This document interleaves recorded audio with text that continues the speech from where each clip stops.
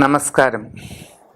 ജ്യോതിഷ പങ്ക്തിയിലേക്ക് എല്ലാവർക്കും വളരെ ഹൃദ്യമായ സ്വാഗതം.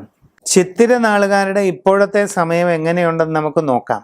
പൊതുവെ വളരെയധികം ദോഷകരമായൊരു സാഹചര്യം നിലനിൽക്കുന്നതായിട്ട് കാണുന്നുണ്ട്. വ്യാഴം 3-ലാണ്. 3-ാമിടത്ത് വ്യാഴം നിന്നാൽ മുറവിളി. അതെന്താണ് ഈ മുറവിളി? ഇതൊരു പഴഞ്ചൊല്ലാണ് ഈ പറഞ്ഞത്.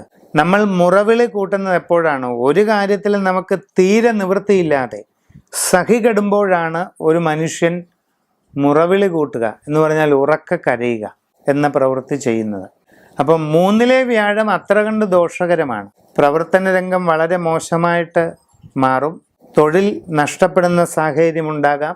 പ്രത്യേകിച്ച് അന്യദേശത്ത് ജോലി ചെയ്യുന്നവർ അശ്രദ്ധയും ആലോചനക്കുറവും കൊണ്ട് നിങ്ങളുടെ ജോലിയിൽ അബദ്ധങ്ങൾ സംഭവിക്കാതെ സൂക്ഷിക്കണം. പുതിയ ജോലിക്ക് ശ്രമിക്കുന്നവർക്കത് തടസ്സപ്പെട്ടേക്കാം. വിദേശ ജോലിക്ക് ശ്രമിക്കുന്നവർ ധനനഷ്ടം ഉണ്ടാകാതെ വളരെ ജാഗ്രത പാലിക്കേണ്ടതാണ്. ഉദ്യോഗസ്ഥർ തങ്ങളുടെ മേലധികാരികളിൽ നിന്നും ശാസനയോ ശിക്ഷാ നടപടികളോ ഉണ്ടാകാൻ സാധ്യതയുണ്ടെന്ന് മനസ്സിലാക്കി ശ്രദ്ധ പാലിക്കുക.